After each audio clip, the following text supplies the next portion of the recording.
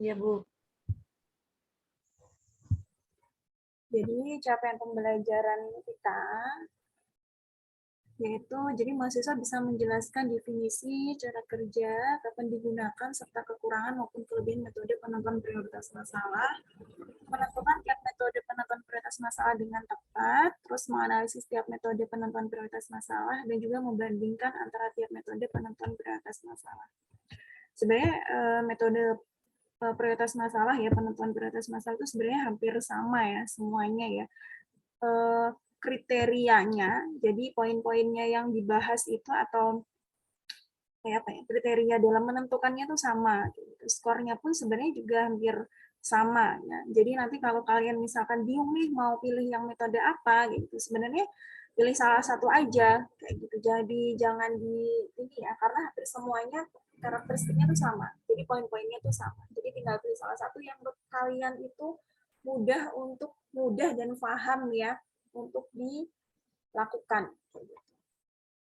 Nah, sebelum ke prioritas masalah, kita ini dulu ya, langkah perencanaan program gizi. Jadi di awal itu ada namanya logical framework analysis. Gitu. Mungkin di pertemuan sebelumnya sama Bu Catherine mungkin ya sama Bu Uzia sudah dijelaskan ya kayak gitu. Jadi LFA dia tuh rangkaian ya, rangkaian dari analisis situasi sampai dia rencana pelaksanaan sampai dia monitoring evaluasi gitu. Jadi itu tahap-tahapan ketika kita ingin tahu pemecahan masalah gizi ini. Mulai dari analisis situasi, jadi dikumpulin masalah-masalah apa saja ini yang ada di daerah tersebut. Nah, kalau nanti kalian di komunitas itu, kalau saya dulu di desa, nah, kalian juga bisa melakukannya di puskesmas juga, kayak gitu. Jadi kalian minta nih data, itu data dari puskesmas atau data dari desa, kayak gitu ya. Dan juga kalau yang ini kan objektif ya, kalau yang subjektif kalian wawancara ke pemangku adat, wawancara ke orang-orang yang berpengaruh, kayak gitu ya. Misalkan Pak RT, terus tokoh agama, PKK, kayak gitu. Kalian wawancarain. Kira-kira masalah apa saja nih yang masih menjadi momok kayak gitu di daerah tersebut. Baru nanti dianalisis masalahnya. Jadi semua masalah yang kalian dapatkan dari data yang objektif tadi, dari data puskesmas atau data desa, ataupun data yang kalian dapatkan dari diskusi ataupun interview, ataupun focus group discussion, nah itu tidak semuanya itu disebut masalah. Jadi kalian harus tahu mana nih yang kalian ikan ya, kalian list ya, gitu, ini masuk ke dalam masalah. Karena pasti banyak sekali masalahnya. Apalagi kalau sekarang itu kan masih pandemi ya, jadi ini masih menjadi masalah. Tapi nanti kan kalau prioritas masalah bisa jadi prioritas masalah COVID nggak jadi nomor pertama lagi karena sudah landai. Jadi pertimbangannya itu seperti itu. Jadi nggak semuanya itu dijadikan masalah. Apalagi misalkan kalian ngambilnya hanya masalah gizi, gitu ya. Jadi ada masalah gizi terkait ASI, terus terkait PMBA ya, masuk juga ASI ya, pemberian makanan bayi dan anak, terus higien sanitasi kayak gitu. Terus misalkan ada masalah juga terkait ini apa namanya mitos kayak gitu ya, mitos ketika hamil, mitos selama menyusui kayak gitu. Nah kalian harus pilih nih mana yang kalian masukkan menjadi masalah supaya nanti mudah juga ketika menentukan prioritas masalah, ketika menentukan alternatif analisis, ketika menentukan matriks perencanaan program.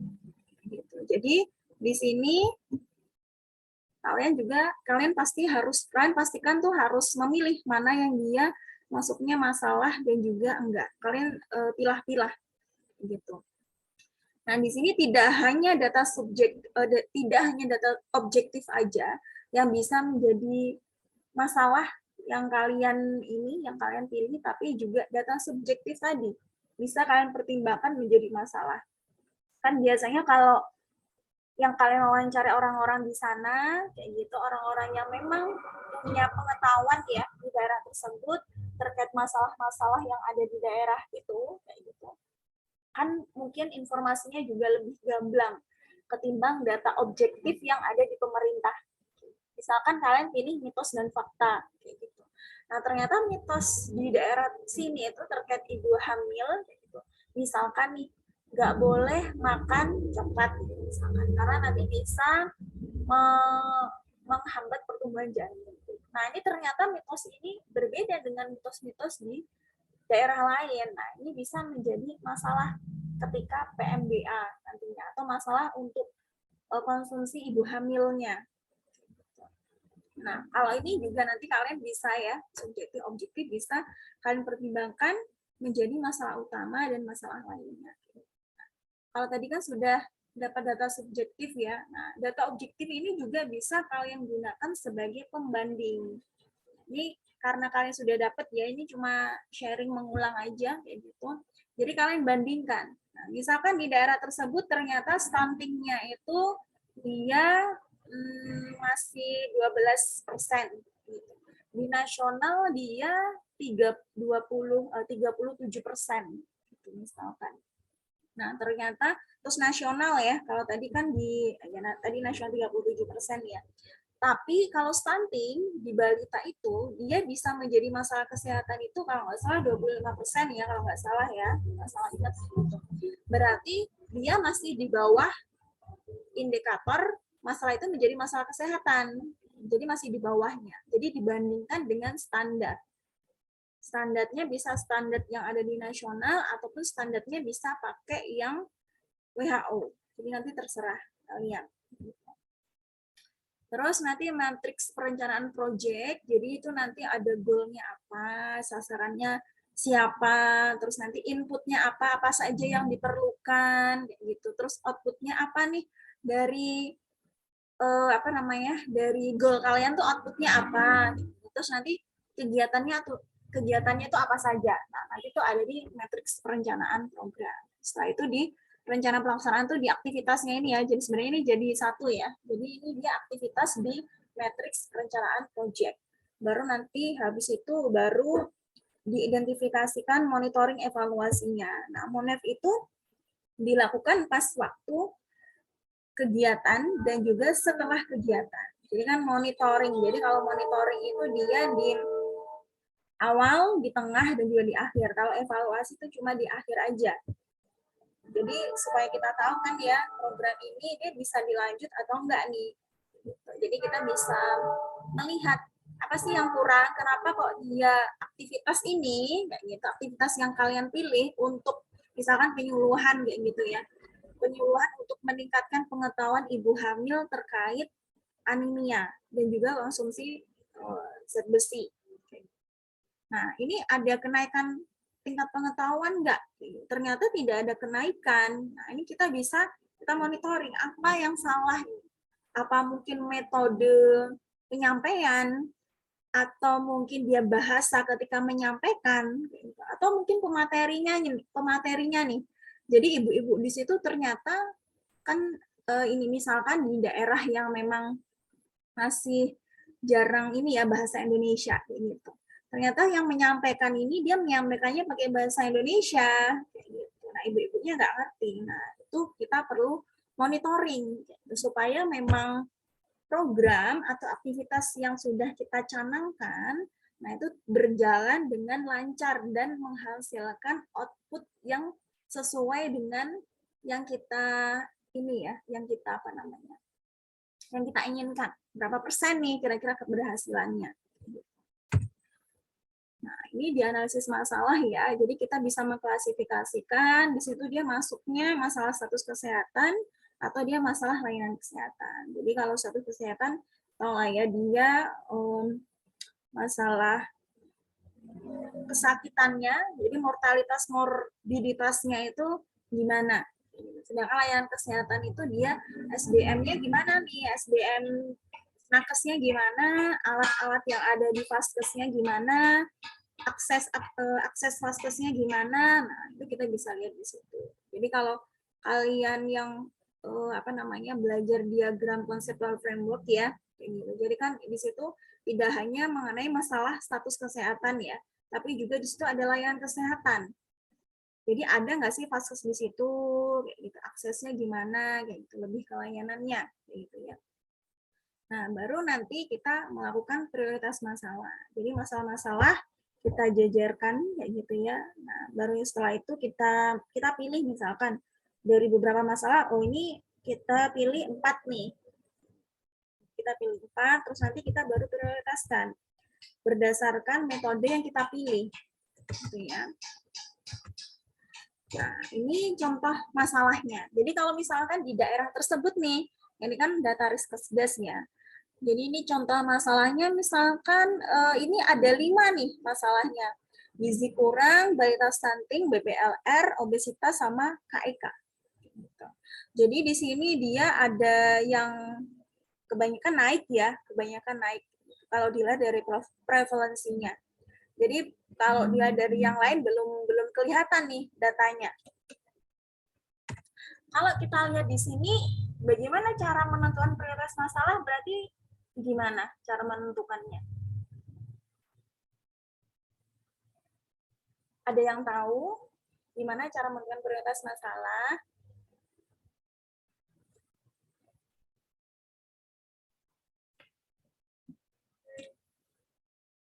Ini berkali-kali saya bilang ya ke kalian yang menginfokan ya. Jadi kalian sudah dapat RPS, kalau bisa kalian harus diharapkan lah ya, gitu. Diharapkan untuk belajar terlebih dahulu supaya ketika kita materi seperti ini kita diskusi kayak gitu. Jadi kalian tidak membawa gelas kosong kayak gitu ya. Jadi ya mungkin nggak apa-apa seperempat keisi, sepertiga keisi, setengah keisi, malah lebih bagus kayak gitu. Jadi kalian nggak kosong kayak gitu ya ketika materi kayak gini. Jadi mengapa harus memilih prioritas masalah? Jadi yang pertama, pemilihan prioritas masalah ini dia tuh diperlukan untuk beradaptasi dengan konteks masalah yang berubah. Jadi ini transisi masalah ya. Jadi kalau di dunia kesehatan itu kan ada PTM, ada PM, gitu ya, penyakit menular, penyakit tidak menular kayak gitu. Nah, kan ada transisi ya, ada shifting, ada perubahan yang dia itu dipengaruhi oleh gaya hidup. Jadi kalau sekarang sudah shifting nih, sudah transisi ke penyakit yang tidak menular dan sebagian besar memang dia diakibatkan oleh gaya hidup, pola makan.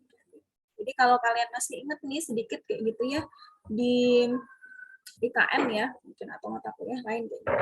Jadi dalam 10 besar penyakit, penyakit menular maupun tidak menular kayak gitu, penyakit menular memang masih banyak masuk ya di 10 besar maupun 5 besar. Contohnya TBC, diare, nah itu masih masuk kayak gitu. Tapi beberapa masalah dia tuh ada kenaikan nih, masalah yang dia penyakit tidak menular tuh ada kenaikan nomor. Jadi yang awal mulanya ranking 3 nih jadi ranking 1. Jadi misalkan stroke, terus apa lagi ya?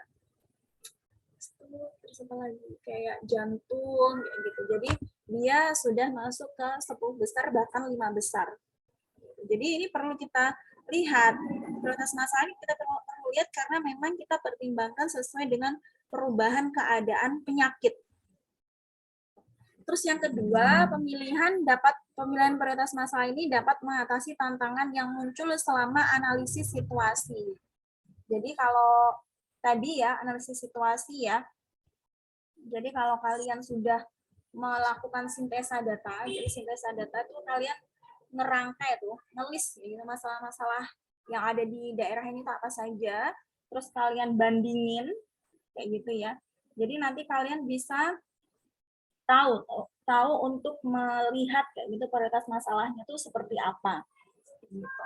Nah di sini untuk mengatasi tantangan di sini tuh dia sebenarnya juga ada saran gitu ya, saran waktu diskusi kayak gitu ya dari masyarakat sekitar kayak gitu. Kalau dari pemerintah kan sebenarnya ada program gitu kan ya, ada program yang dilaksanakan gitu. Tapi kan yang merasakan itu masyarakat. Gitu. Jadi masyarakat merasa bahwasanya ini ada tantangan loh ketika melakukan program ini. Masyarakatnya ini tidak bisa menerima 100% dari program ini, entah karena pengetahuan, karena SDM-nya ya, ataupun karena ekonominya. Nah, ini kita bisa melihat ketika kita menganalisis situasinya. Kita mendapatkan data subjektifnya tadi. Terus selanjutnya penentuan prioritas dapat dilakukan secara eksplisit dan implisit. Jadi ini secara terbuka ya sama tertutup kayak gitulah ya, transparan sama tidak transparan. Nah, kalau transparan ini kita bisa tahu sebenarnya siapa yang memutuskan kebijakan gitu, terus dananya berapa kayak gitu, kayak di RPJMN itu kan dia transparan gitu kan ya. Jadi masyarakat itu tahu dan bisa menganalisis atau mengkritisi. Ini sudah benar nggak sih? Kayak gitu. Tapi kalau dana sebenarnya nggak dimasukin ya di RPJMN kayak gitu. Kalau implisit ini dia tidak transparan atau dia bisa nanti mengarah ke tidak akuntabel. Tapi memang ada beberapa masalah yang biasanya bisa diselesaikan secara implisit. Karena kalau diselesaikan secara eksplisit, ya gitu, karena kan memang ini ya, kayak misalkan masalah COVID gitu ya. Nah, jadi kalau di pemerintah itu kan ada beberapa epidemiolog kayak gitu kan ya, yang memang dia basicnya dan concernnya itu di penyakit yang menular gitu. Tapi kan pasti ada ini ya, ketika program itu disebutkan atau diinfokan, kan biasanya ada jumpa pers ya, diberikan informasi bahwasanya COVID naiknya segini, apa yang sudah dilakukan gitu. Biasanya kan pasti banyak masyarakat yang mengkritisi. Nah, biasanya implisit itu dia dilakukan ketika keadaannya tuh genting. Jadi kita bahas di lingkaran ini saja, jadi nggak diekspos di luar. Jadi yang diekspos di luar tuh lebih sedikit daripada yang diekspos di dalam. Jadi lebih ke ketika benar-benar gawat kayak gitu, nah biasanya ini dilakukan secara implisit. Gawat dan ini harus dilakukan secara cepat. Terus pemilihan prioritas mengidentifikasikan tantangan di masa depan. Jadi tantangan di sini ini sebenarnya hampir sama kayak ini ya, tapi ini kita bisa lihat dari ini tambahan populasi kayak gitu ya. Misalkan semakin banyak nih baby boom kayak gitu ya, tapi ternyata pengetahuan terkait terkait perawatan anak nih masih kurang nih. Akhirnya anaknya dari pola makannya juga tidak benar. Terus juga perubahan iklim dia berpengaruh sama ketersediaan makan. Ini juga akan mempengaruhi ketersediaan pangan di tingkat rumah tangga ya. Kalau nasional tentunya dia berpengaruh sama tingkat rumah tangga. Kayak gitu. Jadi kita bisa melihat nih kira-kira masalah ini apa nih kira-kira di 2 tahun atau 1 tahun ke depan ini apa nih? Kalau misalkan ada perubahan iklim, ada tambahan populasi, nah ini apa saja masalah yang harus diprioritaskan. Nah, tahapannya ada 3, evidence, bukti, transparansi, transparan ya, dan juga voice, bersuara gitu ya. Evidence tentu bukti-bukti yang dari dia subjektif bisa, objektif bisa gitu. Nah, ini dikriteriakan berdasarkan beban masalah, biaya, efektivitas, dan juga keadilan. Jadi keadilan tuh sama lah ya, ini harusnya ini berhubungan sama seriousness ya. Jadi keseriusan dari masalah tersebut. Jadi kira-kira dari beberapa masalah ini kan evidence-nya tuh ada nih. Jadi prevalensinya berapa, ketersediaan SDM-nya berapa, biayanya itu berapa untuk melakukan aktivitas dari program dari masalah yang dihadapi. Jadi kalau semakin banyak dananya, tentu dia akan prioritasnya nggak semakin turun. Karena kan kita melihat juga kemampuan ya. Jadi walaupun ini sebenarnya mendesak, tapi ternyata pemerintah nggak punya dana sebesar itu, pemerintah daerah maupun pusat gitu ya, tidak bisa melaksanakan karena kekurangan dana atau tidak tersediaan dana sebesar itu. Ya, jadi yang diprioritaskan ya masalah-masalah yang memang dari segi biaya, ini salah satunya ya, karena memang poin-poinnya nanti banyak ketika menentukan prioritas masalah. Nggak banyak ya, 4, 5, 3 kayak gitu poin-poinnya. Terus transparansi. Jadi ini ada keterbukaan. Jadi kita melakukan diskusi. FGD boleh interview dia apa namanya face to face, kayak gitu, dua orang itu juga boleh. Jadi bisa melakukan diskusi. Nah kita menggali informasi. Jadi di situ ada keterbukaan. Jadi nanti bisa gampang kayak gitu kalau kita lihatnya cuma data objektif kayak gitu ya. Nah ternyata masalah-masalah yang ada di masalah-masalah misalkan stunting kayak gitu ya, stunting di daerah tersebut itu dia tinggi. Kan kita nggak tahu ya sebenarnya, kalau kita tahu dari conceptual framework ya itu aja kayak gitu. Oh ini dia ekonominya, oh ini dia pengetahuannya yang rendah terkait pembelian makanan atau ketersediaan pangan kayak gitu. Ternyata ada masalah yang kayak tersembunyi kayak di daerah tersebut. Misalkan terkait sama kayak ekonomi kayak gitu ya. Tapi ternyata di situ ekonominya kebanyakan petani dan ternyata pupuknya itu mahal yang mengakibatkan ketersediaan pangan di rumah itu nggak cukup. Jadi pupuknya mahal kayak gitu ya. Pupuk subsidinya juga susah, pupuknya mahal. Hasil panennya itu nggak banyak karena iklimnya lagi kemarau gitu ya, membutuhkan air harusnya lahannya, tapi dia kemarau kayak gitu, terus dijual harganya sedikit. Berarti ini kita punya masalah lain ya sebenarnya, apa namanya, yang perlu kita lihat. Oh ini berarti masalahnya terkait ekonominya lebih kompleks lagi nih, karena pemerintah sendiri itu tidak bisa memberikan subsidi atau mungkin aksesnya yang susah, akses pupuknya yang sudah susah, yang mengakibatkan sebagian besar petani itu dia hasil panennya juga nggak bagus gitu. Secara kuantitas maupun kualitas itu dia kurang bagus. Terus selanjutnya voice. Nah, di sini biasanya kan kalau di sosial media gitu ya. Jadi kebanyakan dari kita berpendapat oh, di sini itu ada masalah ini kok, kenapa pemerintah tidak apa namanya? Tidak bisa merata kayak gitu.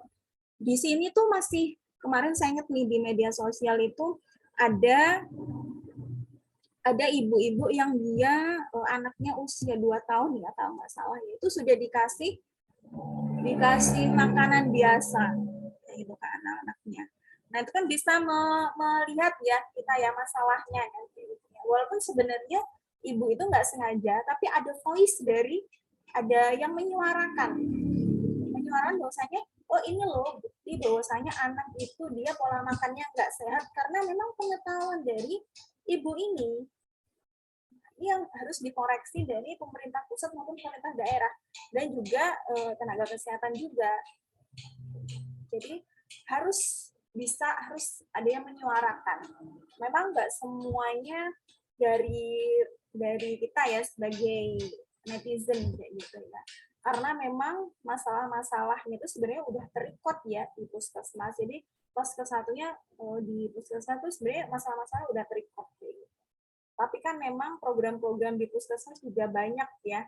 Jadi dari pihak tenaga kesehatan pun tuh tenaga kesehatannya pun itu tidak bisa sebenarnya memonitoring satu demi satu per orang kayak gitu kesenjangan pengetahuan maupun kesenjangan ekonomi. Jadi biasanya kalau kita bilangnya itu kan harus diviralkan dulu supaya ada apa ya? Ada ketertarikan dari pihak pemangku kepentingan kayak gitu. Oh ternyata di Indonesia ini masih ada yang seperti itu. Nah ini bisa melihat nih, mungkin misalkan informasi yang tadi saya sebutkan ternyata nyampe nih ke menteri kesehatan gitu. Berarti ini di mana biasanya kan kalau sudah di pemangku kepentingan tertinggi itu kan, oh ini kejadiannya di mana? Terus ini dengan siapa? Itu di data, terus nanti dilihat nih kayak gitu. Di mana di sini penyuluhannya terkait pemberian makan, PMBA tuh bagaimana, informasi atau penyuluhan pada ibu hamil tuh bagaimana. Nah, ini kriteria penentuan prioritas masalah ya. Tadi ada prevalensi. Jadi berapa nih berapa persen dia masalahnya. Jadi kalau di kesehatan itu kan sebenarnya memang nggak semuanya ya. Jadi biasanya itu masalah yang rentan aja yang dia ada standar dia disebut sebagai masalah kesehatan. Kayak gitu. Kalau nggak salah tuh ada 25%, ada 20, kayak gitu. Dulu tuh saya ini ya, novelnya tuh WUS, masalah wasting, underweight, sama stunting. Jadi 25, 15, 20 ya. Kalau nggak salah ingat ya. Nanti mungkin teman-teman juga bisa cari lagi. Kayak gitu. Terus ini dia kemudahan untuk memperbaiki masalah dengan menggunakan teknologi. Nah, jadi di masyarakat sini, jadi ketika kita merencanakan aktivitas yang mau kita lakukan, nah, kita harus melihat dulu nih dari daerah di sini itu sudah melek teknologi atau belum. Jadi misalkan kita udah pede banget, ya udah kita develop ini aja, apps aja, supaya kita bisa supaya bisa meningkatkan pengetahuan untuk anak-anak sekolah. Ataupun kita ini aja lah, buat game untuk pemilihan makanan sehat. Jadi tinggal di ketuk. Nah, kita bisa ada pilihan nih makanan sehat atau nggak sehat. Jadi supaya anak-anak di sini dia tahu kayak gitu. Tapi ternyata orang-orang di situ masih gagap teknologi. Terus ternyata sinyal internet ternyata belum masuk 100%. Jadi masih berapa persen gitu. Nah, makanya kita harus tahu. Jadi teknologinya ini memadai nggak sih? Terus ketersediaan program atau kebijakan. Jadi ini tuh kita harus tanya. Jadi di daerah tersebut sudah ada program-program atau aktivitas apa saja nih yang dia menunjang masalah yang kita menunjang penurunan presentasi dari masalah kesehatan yang kita pilih. Kalau memang dia sudah ada, nah kita lihat kira-kira berapa persen nih keberhasilannya. Kita cek kira-kira apa yang membuat program ini dia tidak berhasil. Kita bisa melanjutkannya, tapi kita harus monitoring dulu. Kita harus tahu kira-kira program ini kok tidak mempengaruhi dari pengetahuan, misalnya tidak mempengaruhi pengetahuan dari ibu hamil ini, kenapa? Terus selanjutnya dampak terhadap masyarakat. Jadi berapa banyak masyarakat yang terkena dampak masalah. Ini semakin skornya tinggi, masalah itu lebih mudah untuk diselesaikan. Jadi dampaknya itu dia seberapa ke masyarakat. Gitu ya. Ini lebih ke seriousness ya. Jadi keseriusan dari masalah ini. Selanjutnya dukungan administratif. Jadi ini sama kayak misalkan dana kayak gitu ya. Jadi dananya tuh ada atau enggak. Dukungan dari pemerintah itu ada atau enggak. Jadi misalkan kita sudah milih ini tapi ternyata dananya itu cuma sedikit yang tersedia. Mau nggak mau kan kita harusnya prioritasnya bukan yang ini ya, tapi yang bawahnya. Makanya dana itu juga masuk ya ke dalam poin prioritas masalah. Ini administrasi juga sebenarnya masuk ke dana ya, ataupun ketika pemrosesan kita pengajuan program. Gitu. Jadi ada dukungan dari pemerintah nggak sih kayak gitu. Jadi biasanya kalau pemerintah kayak gitu bupati, camat kayak gitu ikut dalam misalkan pembukaan. Gitu ya. Warga itu kan seneng ya, warga itu seneng ketika ada dukungan dari pemerintah. Oh ternyata pemerintah ini dia masih care kayak gitu sama kita. Jadi bupatinya datang, camatnya datang kayak gitu. Nah, ini juga bisa menjadi titik balik ya. Nah, titik balik kalau kita dapat dana kayak gitu. Jadi misalkan kita program-programnya kita ajukan di proposal itu bagus.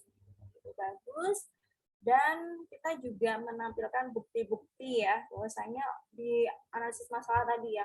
Masalahnya apa saja kayak gitu. Nah, itu juga bisa memudahkan kita mendapatkan dana. Ini kebutuhan masyarakat. Jadi semakin besar perhatian masyarakat, baik dari pemimpin kayak gitu atau sebagian kelompok terhadap suatu masalah, maka akan mendapat skor yang tinggi. Nah, jadi ini penentuan prioritas masalah. Jadi ada prevalensi, adanya program, biaya. Tapi ini apa namanya? Kalau nanti kalian pilih sesuai dengan metodenya ya.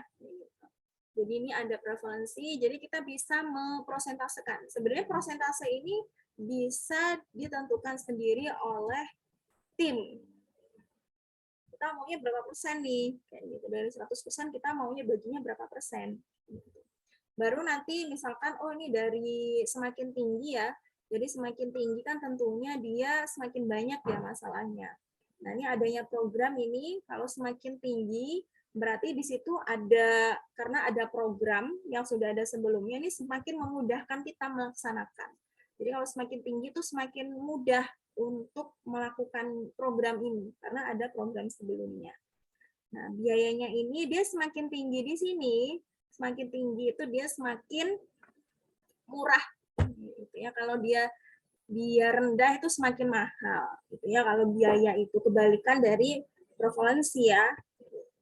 Nah, ini baru nanti 3, 50% kan ya, 50% dari 3, 1,5. Nah, cara ngitungnya kayak gitu. Baru nanti ditambahkan 3, 2, bukan, 1,5, 5 sama 1,5, 0,5 sama 0,5. Jadi 2,5. Baru kita rankingin.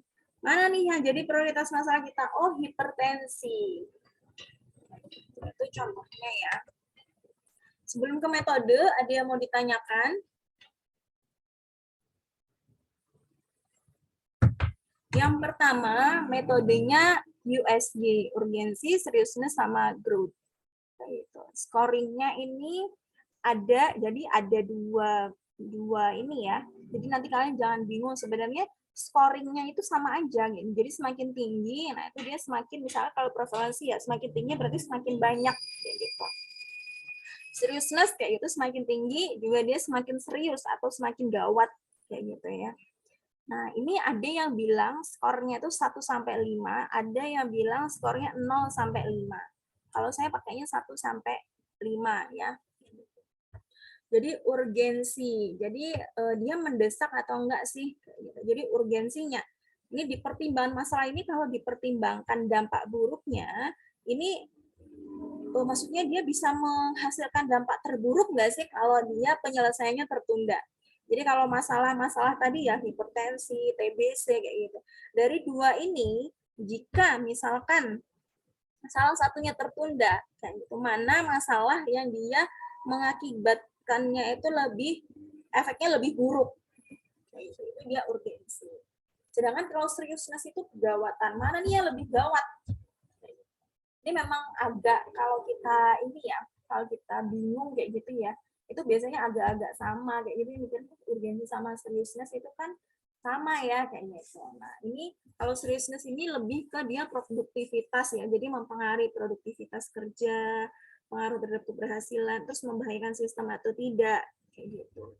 Nah biasanya juga kalian nggak perlu pusing ya, karena scoring itu biasanya yang paling sering itu 3, 4, 5 gitu. Dan juga yang paling sering lagi itu 4 sama 5.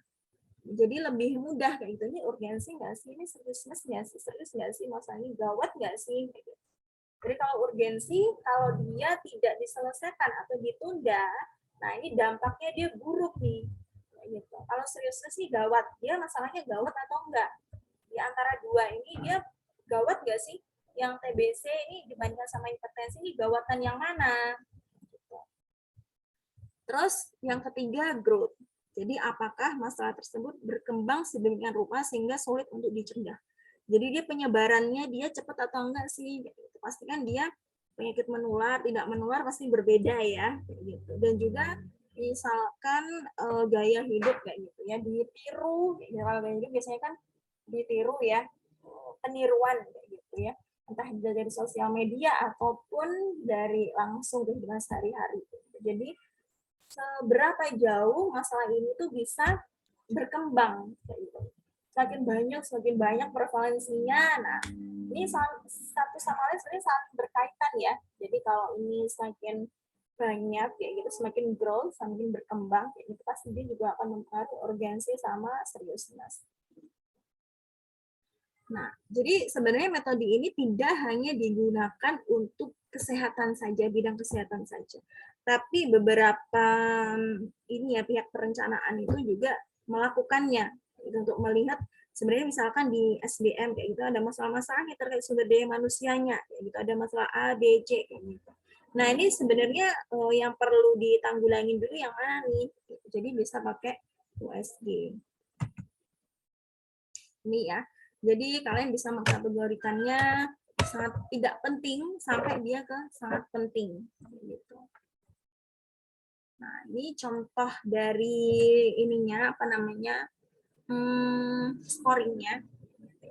Nah, kalau kalian kan nanti berkelompok ya, sebenarnya nggak masalah kalau setiap anggota kelompok itu dia memberikan nilai. Jadi nanti nilainya bisa jadi dia nggak totalnya ya, totalnya itu bisa jadi dia koma-koma. Jadi misalkan kalian 3 anggota gitu. Kalian mewajibkan setiap anggota kelompok itu memberikan skor terhadap berbagai masalah dari USG ini. Jadi misalkan si A yang ini ya protein yang rendah kayak gitu ya, dia 4, ada yang 3, ada yang 5, berarti kan 4, 3, 5 itu berapa? 12 gitu. 12 dibagi 3 di sininya ya 12 bagi 3 4 masih 4 ya masih bulat kayak gitu ya. Nah, kalau nanti tiganya di sini ya, tiganya di sini karena yang milih 3 orang, jadi di sini nanti jadinya 3. Jadi benar kan ya 5 salah ya 4 ya. 8 tambah 4 itu 12, 19 bagi 3, 4 ya 4. Jadi di sini nulisnya 4. Jadi ini bisa di scoring per anggota kelompok, terus nanti dipertimbangkan lah ya oleh setiap anggota kelompok. Setelah itu di rata-rata dari jumlah anggota kelompok tadi gitu. Jadi ini ke kiri ke kanan ya. Dari sini ke sini baru ke sini. Atau misalkan kalau kalian mau ke sini dulu juga nggak masalah. Kita kiri dulu. Jadi sebenarnya lebih memudahkan kita kiri dulu. Prioritasnya nih mana nih? Jadi kita bisa bandingin kayak gitu. Ibu hamil sama ini apa namanya asupannya KEP kayak gitu ya, KEP ini lebih prioritasnya lebih mana nih? Oh, lebih ini yang KEP lebih yang bumil kayak gitu ya. Oh, ini berarti dia 5. Jadi dikerjakan ke kiri dulu. Kiri dulu diisi full, setelah itu dia ke sini lagi gitu. Supaya memudahkan aja membandingkannya. Kalau kita ke sini itu akan susah sebenarnya. Nggak susah sih, agak susah. Jadi membandingannya kita nggak bisa lihat pembandingnya. Kalau ini kan kita lihat satu aja dulu ya. Nah, setelah ditambahkan, kan ditambah ya, setelah itu di ranking. Mana nih? Oh, berarti prioritas masalah itu ada di poin nomor 2, asupan Fe bumil yang rendah.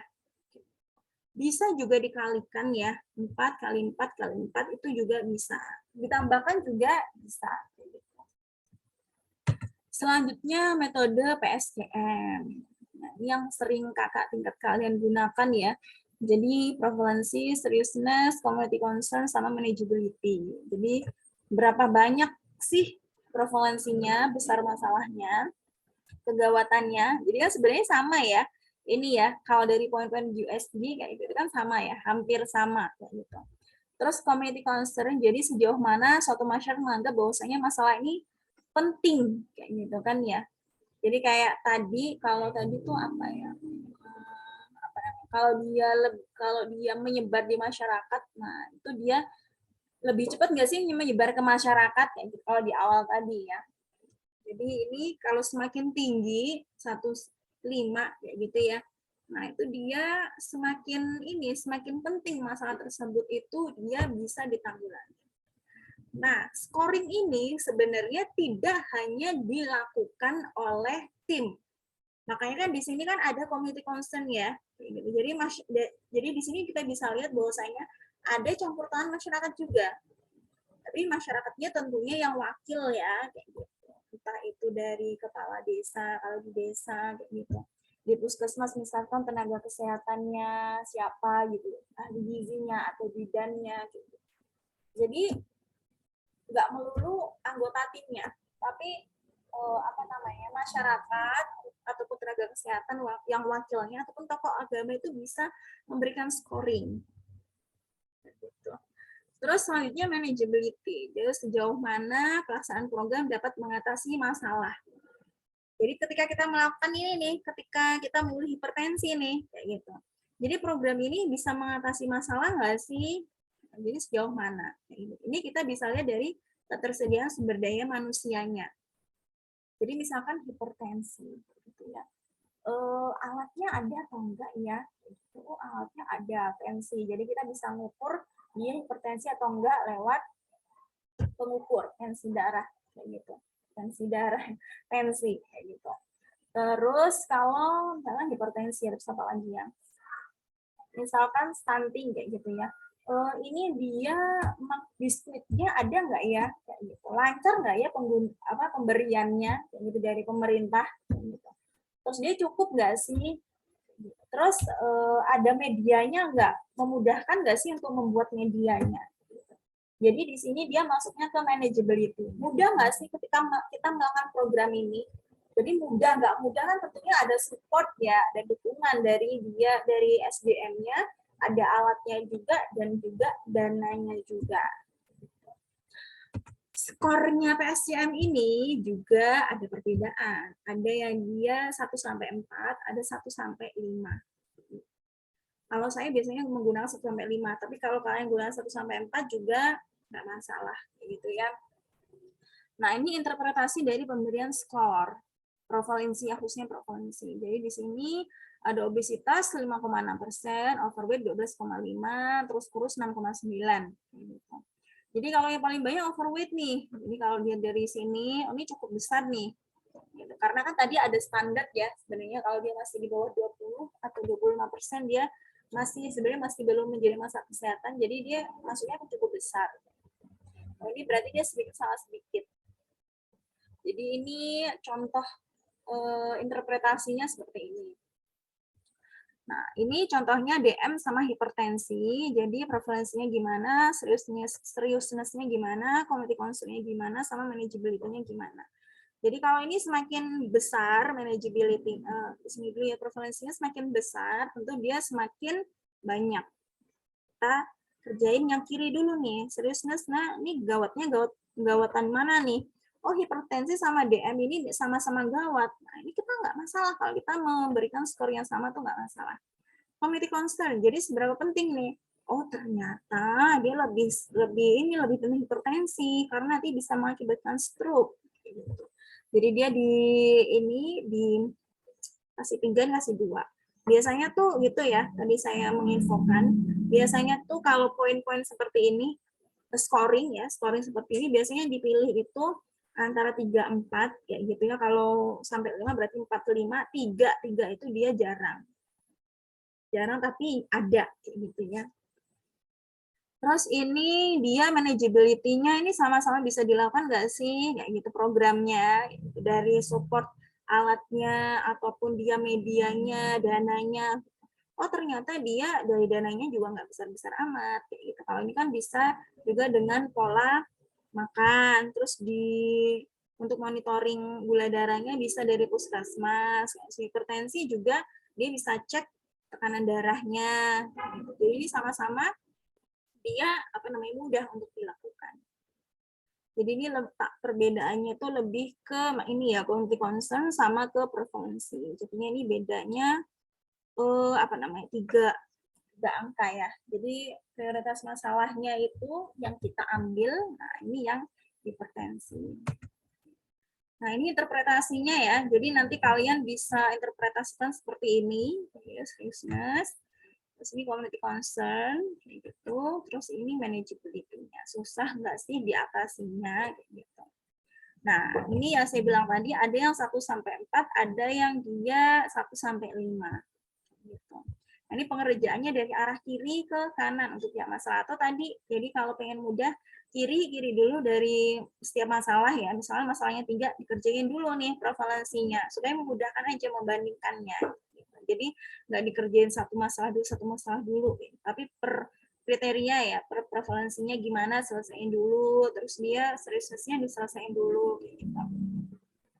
Terus baru ini dia apa namanya, ditambahin gitu ya, ditambahkan. Ada juga yang dikali kayak gitu. Jadi kalian bisa pilih mau ditambahkan atau dikali. Kalau nggak pengen banyak-banyak ya ditambahkan aja juga sudah ada selisihnya ya kayak gitu. Kalau dikali juga nggak masalah kalau kalian mau ngitung. Gitu. Nah, ini yang tertinggi itu menjadi prioritas masalah. Ya, jadi ketika melakukan tahapan prioritas masalah ini, kalian tidak hanya apa namanya, tidak hanya anggota timnya saja yang dia berkontribusi. Jadi dia bisa dari masyarakat setempat, wakilnya, kayak gitu ya. Begitupun juga metode lain. Jadi tidak hanya anggota timnya aja. Atau misalkan kalian ini aja rembukan, oh dia ini masalahnya poinnya berapa itu juga nggak masalah. Jadi misalkan, tapi itu sebenarnya agak lama ya, kayak gitu, karena pasti ada orang yang beda pendapat gitu ya. Jadi misalkan ada satu ketua timnya terus tanya, ini kira-kira dia prevalensinya, ini mau scoringnya berapa nih? Kita bandingkan ini prevalensinya ini yang mau di apa, yang di 4 berapa, yang 5 gimana, yang mana? Itu kalau yang ini skor 1 sampai 5. Kalau ini dia angkanya ini ya. Angkanya itu nggak bulat karena memang dia dinilai oleh anggota timnya juga. Jadi misalkan dia 4, 4, 5, itu dibagi 3, hasilnya pasti koma-koma gitu ya. Nah, misalkan ini ada 4 masalah program gizi yang kalian temukan di daerah tersebut. Jadi di list, terus habis itu kita lakukan PSCM. Ini dia prevalensinya sama semua nih, 5 semua. Kayak gitu. Jadi memang sama-sama tinggi nih prevalensinya. Baru setelah itu kita lakukan seriousness-nya berapa. Jadi di ini ya, setiap anggota tim maupun masyarakatnya bisa memberikan skor juga. Ataupun misalkan anggota masyarakatnya mungkin berhalangan atau apa kayak gitu, tenaga kesehatannya juga boleh kayak gitu, ataupun dengan anggota tim sendiri juga boleh. Baru setelah itu di total terus di ranking mana yang dia yang ranking pertama. Nah, itu diambil sebagai prioritas masalah. Ada lagi namanya metode matematik PAHO, Pan America Health Organization. Jadi itu ada magnitude, severity, sama vulnerability. Jadi ini sama kayak prevalensi sebenarnya. Jadi besaran masalahnya. Jadi dia tinggi atau dia sangat tinggi atau dia sedikit, sebenarnya sangat kurang tinggi ya, sedikit ya. Jadi beban masalahnya tuh berapa. Terus severity-nya ini kayak seriousness. Jadi dia parah nggak sih, gawat nggak sih. Jadi besaran case fatality-nya, keparahan dari suatu masalah atau suatu penyakit itu tuh gimana. Gitu. Kalau vulnerability itu dia ketersediaan teknologi. Jadi teknologinya itu ada atau enggak. Ketika kita melakukan aktivitas kayak gitu, nah ini programnya bisa dilakukan nggak sih kalau menggunakan teknologi. Jadi tidak tentu ada nggak sih, availabilitas nggak sih. Jadi ini vulnerability-nya. Terus dia community concern. Jadi ini sama political concern ya. Jadi sejauh mana concern dari masyarakat tersebut atau politisi di daerah tersebut ya dari penyakit ini. Ini seberapa jauh ini tuh kayak penting nggak sih penyakit ini, sama kayak tadi ya concern di PSCM tadi ya. Terus affordability. Jadi affordability itu dia dananya ada atau enggak. Kalau di PSCM tadi kayak manageability ya. Nah, ini kalau ini juga skornya 1 sampai 5 kayak gitu. Nah, kalau ini dia dikaliin nih. Kali 5 kali 3 kali 3 kali 4 kali 3. Nanti skornya di sini terus di ranking. Oh, berarti yang kita ambil masalahnya ini adalah asupan energi dan zat gizi yang kurang. Terus selanjutnya metode CAL. Nah, ini skornya ini lebih banyak lagi ya, 0 sampai 10. Ini sebenarnya juga agak, kalau skor yang banyak seperti ini nggak bingung sih, tapi biasanya agak lebih repot ya. 5 aja sebenarnya kita kadang bingung ya, apalagi 10. Jadi kan semakin tinggi kayak capability ya, ada nggak sumber dayanya. Kalau semakin tinggi kan semakin tersedia kayak gitu kan ya sumber daya. Semakin bawah dia tidak tersedia atau dia dananya misalkan dia banyak banget kayak gitu, jadinya nggak bisa. Accessibility kemudahannya, jadi program-programnya tadi ya kayak manageability kayak gitu, program-programnya ini dia sudah ada atau dia apa ya, dia sama juga kayak teknologi ya, teknologi ini ataupun metodenya itu bisa nggak sih menunjang dari program-program yang mau kita lakukan atau program-program yang sudah ada, sudah kita monitoring evaluasi terus kita lanjutkan. Terus readiness, jadi SDM-nya, kesiapan dari tenaga pelaksanaannya, sasarannya ya. Jadi dia SDM-nya siap nggak sih atau dia punya kemampuan nggak sih untuk melakukan, untuk mengentas masalah ini. Jadi 2 masalah itu sebenarnya berkaitan sama ini juga ya, kemudahan ya, gitu. Jadi kalau ini, ini dia tidak bisa, kalau ini dia disupport teknologi banget kayak gitu, misalkan hipertensi sama DM kayak gitu. Satunya ini dia disupport teknologi banget kayak daerahnya dia sudah open gitu sama teknologi.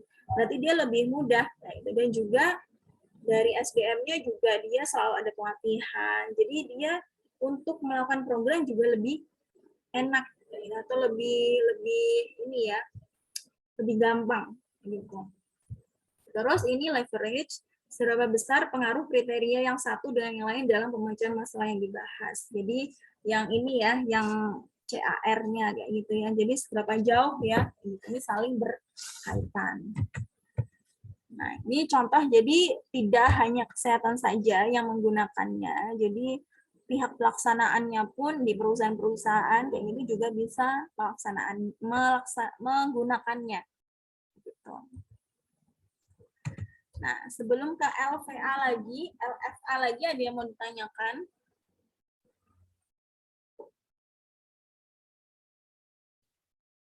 Nggak ada ya, ini kayaknya sudah paham semua ya. Nah, ini metode logical framework yang awal tadi ya, gitu. Tahapan-tahapan tadi ya. Jadi ini memang dia lebih komprehensif kayak gitu. Nah, setelah UTS nanti juga kalian mengerjakan tahapan LFA ini. Ada problem tree, ada yang dia objective tree kayak gitu. Terus dia alternative analysis kayak gitu. Nah, itu masuknya ke LFA. Tahapan yang pertama, analisis proses partisipatif. Jadi prioritas masalah yang tadi ya. Jadi setelah kita melakukan prioritas masalah, sebenarnya kita juga ada, tadi kan sudah diprioritaskan ya. Nah, itu sebenarnya kita juga bisa mengadakan analisis partisipasi gitu. Jadi misalkan ibu menyusui gitu ya, ibu menyusui. Jadi siapa saja nih yang dia sasarannya, siapa saja nih yang dia saling berkaitan dengan program ini. Jadi misalkan dia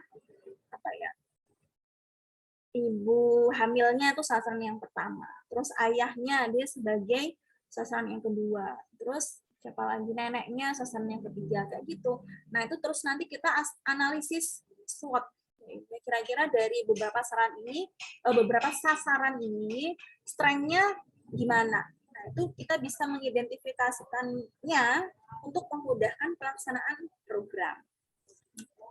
Selanjutnya analisis masalah atau problem tree. Nah, ini nanti kalian bahas ya setelah PS kayak gitu ya. Jadi ini ada, kalau di problem tree itu biasanya kalimatnya kalimat negatif ya kayak gitu.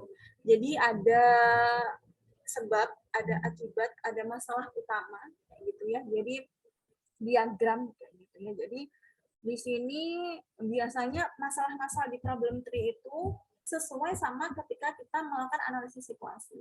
Jadi misalkan kan kita, kalau kita melakukan tuh sebenarnya gini, kalau pengen enak ya, kita tuliskan di selebaran-selebaran kotak-kotak kecil kayak gitu. Nah, ada papan gitu misalkan ya, kita tuliskan.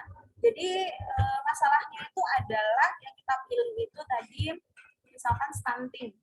Stunting itu, nah di sini tuh masalah utamanya apa? Jadi kita sudah misalkan ini papan ya.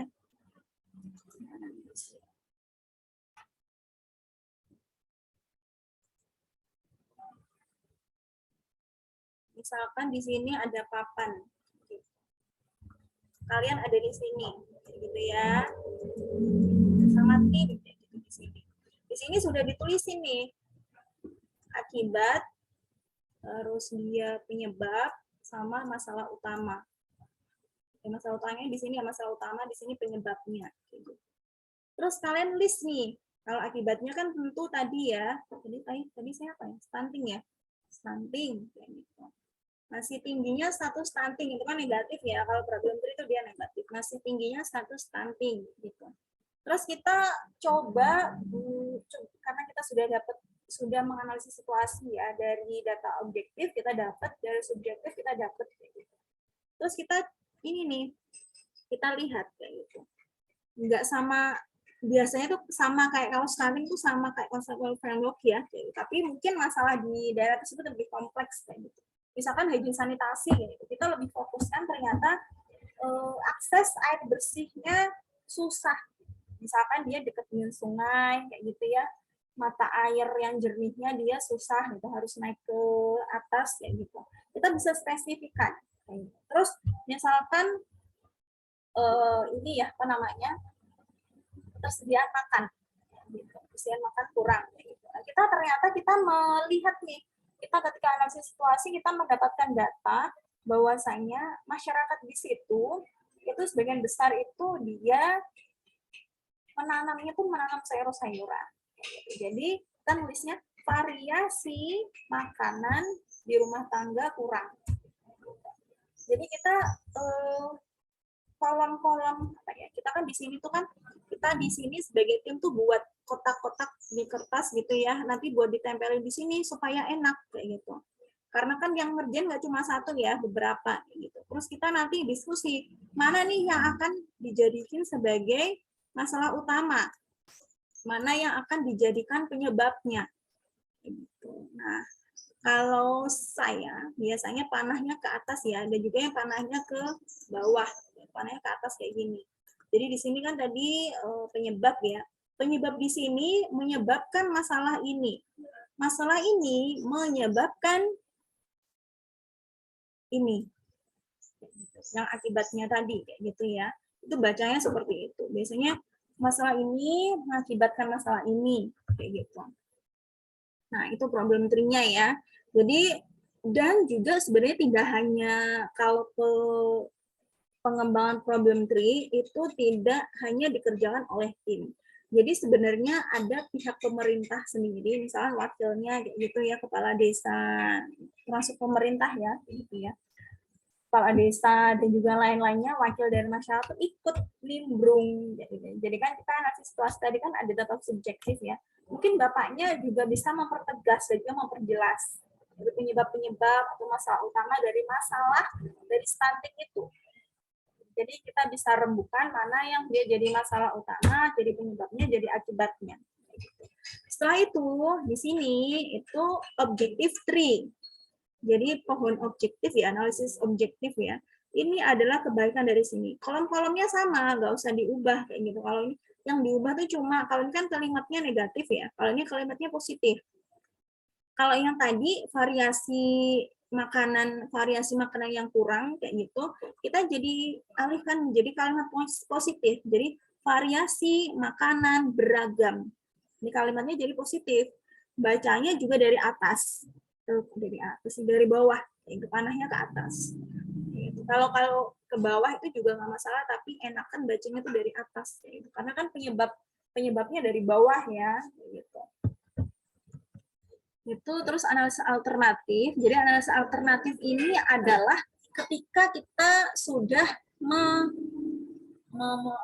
sudah memilih aktivitas mana nih atau program apa nih yang cocok untuk mengatasi masalah ini. Biasanya tuh di bagian masalah utama ya, kayak gitu. Misalkan masalah utamanya 2 kayak gitu. Masalah utamanya 2. Ini mana nih yang mau kita lakukan? Misalkan kalau stunting itu kan yang penyebab utamanya ada 2 ya, kayak gitu. Ada yang dia infeksi, ada yang dia intake konsumsi makan, kayak gitu. Nah, dari dua ini mana nih yang mau kita pilih? Nah, itu scoring lagi. Ada yang bentuknya diagram juga, ada yang bentuknya scoring. Jadi ini lebih ke sudah jadi ini sih, masalah utama mana nih yang mau kita ambil. Jadi bukan prioritas masalah lagi ya, karena prioritas masalah tadi sudah di nomor 1.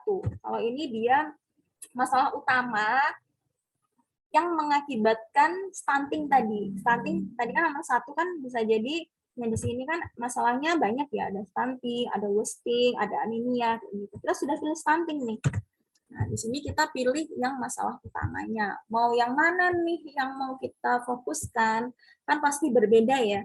Ketika kita memilih masalah utamanya infeksi, ataupun kita memilih intake makanan, kayak gitu, itu kan pasti program-programnya berbeda. Itu di analisis alternatif kayak gitu. Nah, terus yang kelima menyusun matriks perencanaan proyek. Jadi kayak tadi ya, jadi ada sasarannya, ada goalnya, ada input, output, sama aktivitasnya. Jadi di situ kita bisa tahu, jadi sebagai panduan buat kita juga untuk kita kan di matriksnya itu sudah mentarget. Misalkan pengetahuan nih, pengetahuan naik 80%. Awal mulanya ketika pretest ya gitu ya, dia masih berapa, terus nanti naik nih 80%. Oh, berarti dia targetnya tercapai. Nah, ini contoh penerapan Agile Framework-nya atau analisis prioritasnya pakai USG. Jadi di sini kalian terserah ya, mau pakai apa terserah. USG bisa, PSCM bisa, PAHU bisa, KAL juga bisa kayak gitu. Nah, ini saya ambil USG, prioritasnya tadi dia bumil ya. Jadi asupan Fe bumil yang rendah. Gitu. Terus di sini, nah, jadi ini problem tree-nya. Problem tree-nya buatnya kayak gini ya. Jadi ada akibat, masalah utama, sama penyebabnya. Jadi ini tuh kotak-kotak ini, jadi itu dilihat dari analisis situasinya ya. Kita list, makanya lebih memudahkan tuh biasanya menggunakan sintesa data. Jadi kita list masalah apa saja nih, itu baik dia dari subjektif, kita ngambilnya dari diskusi ataupun kita objektif. Kita kumpulin semuanya di sini kayak gitu. Nah, kalau saya biasanya panahnya ke atas ya, jadi bacanya tuh oh keanekaragaman panahnya rendah di sini, dia mengakibatkan konsumsi bahan makan sumber Fe yang rendah. Pengetahuan terkait sumber Fe yang rendah ini mengakibatkan konsumsi Fe yang rendah, pendapatan yang rendah mengakibatkan ini yang rendah gitu. Jadi kalau ini ketersediaan ini nggak ke sini, karena di sini lebih ke konsumsi. Kan nggak nyambung ya ketersediaan bahan makanan sumber Fe terbatas ke absorpsi, karena yang menghambat absorpsi itu kan dia zat gizi lainnya, gitu ya. Terus baru nanti kita lihat-lihat nih. Nah, kita apa namanya sebab-sebabnya kita rangkai lagi, kita tambahin gitu. Kalau di analisis situasi masih ada masalah-masalah lagi gitu. Nah, ini konsumsi tabletnya juga rendah. Konsumsi tabletnya rendah, dia mempengaruhi atau menyebabkan asupan zat besi pada ibu hamil rendah. Jadi bacanya kayak gitu ya, dan panahnya kalau bisa yang benar gitu. Masalah utamanya dia asupan zat besi Fe yang rendah. Baru setelah itu akibatnya target penurunan anemia pada ibu hamil belum tercapai. Kayak gitu. Nah, kalau tadi kan negatif ya, kalau yang objektif tree itu dia positif kalimatnya. Sama ininya, apa namanya, tabelnya itu, tabelnya, gambar diagramnya sama ya, tapi di sini kalimatnya jadi kalimat positif. Kayak ini ya, tercapainya, keanekaragaman pangan yang seimbang, tercapainya, gitu. Jadi lebih ke positif. Terus analisis alternatifnya, jadi ini bisa pakai diagram kayak gini juga, kayak gitu ya. Tapi kalau saya biasanya lebih gampangnya itu pakai tabel kayak gini ya. Nah, ini tadi kan saya bilangnya contohnya stunting ya. Jadi kita bisa pakai apa namanya resources itu apa saja, pemerataan, kebijakan pemerintah, sustainability, pemanfaatan maksimal, accessibility sama visibilitas kayak gitu. Jadi misalkan dia semakin resource-nya semakin tinggi kayak gitu ya, semakin tinggi berarti dia semakin mudah untuk dilakukan. ada supportnya, ada resource-nya kayak gitu. Kalau ini kan dia tenaga kesehatan kayak gitu ya. Nah, kalau di sini kan dia lebih ke orangnya kayak gitu ya, ataupun subjek sasarannya, balita atau ibu hamil kayak gitu ya. Money-nya jadi semakin tinggi, nah ini semakin dananya semakin rendah sebenarnya. Kalau ini dia semakin apa nih namanya? Makin tinggi ya, karena dia bisa ke ekonominya juga kayak gitu ya, memberikan BLT dan lain-lainnya gitu. Pun juga pemerataan kayak gitu ya. Nah, dia tuh lebih programnya nanti lebih mudah nggak sih untuk bisa dilakukan di mana aja gitu atau diadopsi kayak gitu. Terus kebijakan pemerintah ada dukungan nggak sih dari administratif kayak gitu ya, ataupun dana juga bisa ya kayak gitu. Tapi ini lebih ke administratif kayak gitu. Atau ada kebijakan yang mendukung dari program ini nggak sih kayak gitu. Jadi kalau semakin tinggi semakin dia bagus, jadi ada dukungan kayak gitu. Sustainability, jadi sustainability itu sustain nggak sih? Jadi kalau kita lakukan itu bisa long term nggak sih? Kayak gitu. Kalau ini kan dia kalau intake makanan kan bisa dengan penyuluhan kayak gitu ya. Kalau ini juga bisa penyuluhan tapi dia lebih susah karena dia lebih penyakit infeksi ya kayak gitu. Manfaatan maksimal, jadi misalkan dari programnya ya itu bisa dimanfaatkan secara maksimal atau enggak. Accessibility, jadi aksesnya atau pelaksanaannya itu lebih mudah atau enggak, mudah entah jaraknya ataupun dilakukannya itu mudah atau enggak. Visibilitas ini juga kemudahan ya. Kalau ini dia aksesibilitas pelaksanaannya ya. Kalau ini kemudahan dalam melakukannya itu mudah atau enggak gitu. Semakin tinggi ini lebih apa namanya? Lebih mudah ya untuk dilakukan. Gitu. Jadi teman-teman itu bisa pakai yang diagram tadi ataupun bisa pakai yang ini kayak gitu. Tadi saya salah ya. Jadi accessibility kemudian kalau ini dia kemungkinan. Jadi kemungkinan untuk bisa dilakukan ini mudah atau enggak. Ini juga biasanya berhubungan sama SDM ya. Jadi kemungkinan bisa dikerjakan atau enggak ini kita bisa lakukan dari SDM. Kalau kan SDM-nya tinggi-tinggi nih. Dari money, man, time-nya tinggi-tinggi nih. Berarti ininya juga tinggi. Selanjutnya, terakhir, menyusun matriks perencanaan proyek. Jadi ini ya. Jadi di sini ada aspek rencana, indikator, sumber bukti, pelaksanaan, waktu, dan juga dana. Terus di sini tujuan, sasaran, input, output, sama aktivitasnya. Jadi tujuan yang tadi kan FA ibu hamil ya, masih konsumsinya masih rendah. Nah, tujuannya apa? Oh, meningkatkan pengetahuan. Karena tadi di sini dia tuh penyuluhan kayak gitu. Kalau penyuluhan berarti kan terkait pengetahuan ya gitu. Jadi tujuannya, goalnya itu dia terkait peningkatan pengetahuan ibu hamil terkait anjingnya. Sasarannya ibu hamil, inputnya yang diperlukan apa saja, SDM, sarana, alat, modul, dan lain-lainnya. Output dari goalnya tadi pengetahuan ibu meningkat. Jadi di sini kita perlu persenannya berapa nih peningkatannya. Terus aktivitasnya tuh apa saja. Terus apa yang dilakukan. Ini ya, indikatornya apa? Oh, tercapai. Terus di sini dia sumber buktinya laporan kegiatan. Jadi proposal sama laporan kegiatan. Pelaksananya kalau nanti kalian di puskesmas berarti pelaksananya kalian kayak gitu. Terus dia dilakukannya kapan nih? Gitu dituliskan.